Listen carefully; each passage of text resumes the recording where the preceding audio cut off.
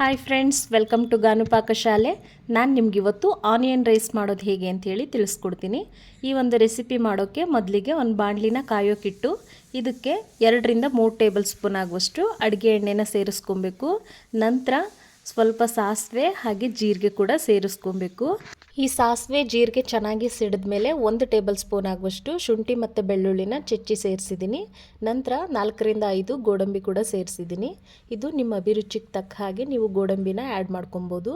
Friends, ಯಾರೆಲ್ಲ ನನ್ನ ಚಾನಲ್ನ ಸಬ್ಸ್ಕ್ರೈಬ್ ಮಾಡಿಲ್ಲ ಸಬ್ಸ್ಕ್ರೈಬ್ ಮಾಡಿಕೊಂಡು ನೋಡಿ.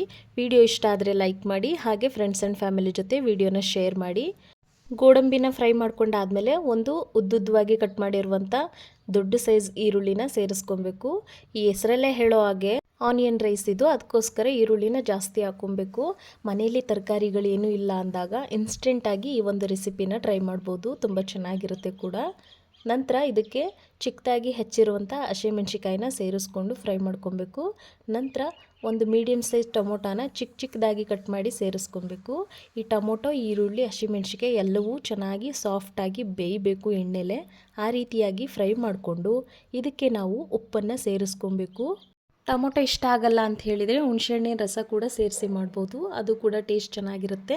ನಂತರ 1/4 ಟೀ ಸ್ಪೂನ್ ಆಗುವಷ್ಟು ಅಡುಗೆ ಅರಿಶಿನ ಸೇರಿಸ್ಕೊಬೇಕು. ನಂತರ ಸಾಂಬಾರು ಪುಡಿ, ನಾವು ಬೇಳೆ ಸಾಂಬಾರಿಗೆ ಏನು ಯೂಸ್ ಮಾಡ್ತೀವೋ ಅದೇ ಸಾಂಬಾರು ಪುಡಿ 1/2 ಟೇಬಲ್ ಸ್ಪೂನ್ ಸೇರಿಸಿದ್ದೀನಿ. ಹಾಗೆ 1/2 ಟೇಬಲ್ ಸ್ಪೂನು ಧನಿಯಾ ಪುಡಿ, 1/4 ಟೀ ಸ್ಪೂನ್ ಆಗುವಷ್ಟು ಗರಂ ಮಸಾಲ ಎಲ್ಲನೂ ಹಾಕಿ ಲೋ ಫ್ಲೇಮಲ್ಲಿಟ್ಟು ಮಿಕ್ಸ್ ಮಾಡ್ಕೊತಾ ಫ್ರೈ ಮಾಡ್ಕೊಬೇಕು. ಫ್ರೆಂಡ್ಸ್, ಈ ಒಂದು ರೆಸಿಪಿನ ಲಂಚ್ ಬಾಕ್ಸ್ಗೆ ಹಾಗೆ ತುಂಬ ಲೇಟಾಗಿದ್ದಾಗ ಈ ರೀತಿ ಟೈಮ್ಗಳಲ್ಲಿ ತುಂಬ ಬೇಗನೆ ಆಗಿಬಿಡುತ್ತೆ ಈ ಒಂದು ರೆಸಿಪಿ. ಈ ತರಕಾರಿ ಎಲ್ಲ ಸಾಫ್ಟ್ ಆದಮೇಲೆ ನಾವು ಇದಕ್ಕೆ ಮೊದಲೇ ಮಾಡಿಟ್ಕೊಂಡಿರೋ ರೈಸನ್ನು ಸೇರಿಸ್ಕೊಬೇಕು.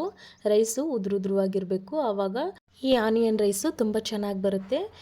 ರೈಸ್ನ ಸೇರಿಸಿ ಆದಮೇಲೆ ಚೆನ್ನಾಗಿ ಮಿಕ್ಸ್ ಮಾಡಿಬಿಟ್ಟು ಕೊನೆಯಲ್ಲಿ ಕರಿಬೇವು ಹಾಗೆ ಸ್ವಲ್ಪ ಕೊತ್ತಂಬರಿ, 1-2 ಟೇಬಲ್ ಸ್ಪೂನ್ ಆಗುವಷ್ಟು ಹಸಿ ತೆಂಗಿನಕಾಯಿ ತುರಿನ ಸೇರಿಸ್ತಾ ಇದ್ದೀನಿ. ಕೊಬ್ಬರಿ ಸಹ ಹಾಕ್ಬೋದು.